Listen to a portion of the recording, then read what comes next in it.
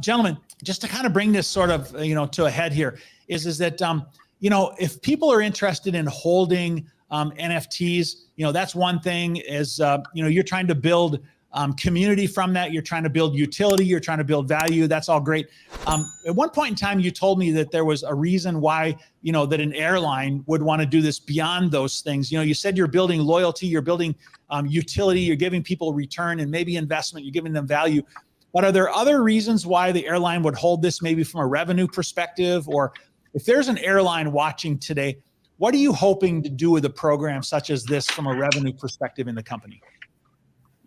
So again, without disclosing too much, I think to answer your question, Mark, the opportunity for us as an airline or any brand, right, that needs to sell is the business model of how we go about selling things.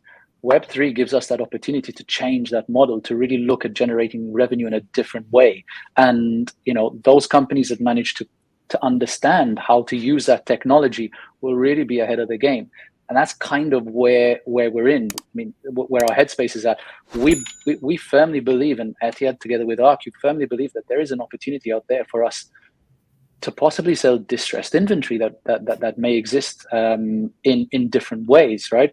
Inventory that is hard to sell, inventory that doesn't usually sell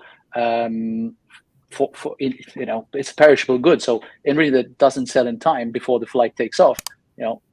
Are there new ways where we can actually generate more revenue using a different model to sell? Perfect. I really think that's the targeted answer. Is that you one time used the word distressed, revenue with me, or distressed inventory. So what's meant by that generally is that it's something that we can't sell before the airplane pushes back, like what you said. And so in any industry, including the airline industry, we're trying to find ways to fill up every seat the most we can. And you're trying to take new and innovative marketing methods, to be able to do that. That is really good. So I appreciate that.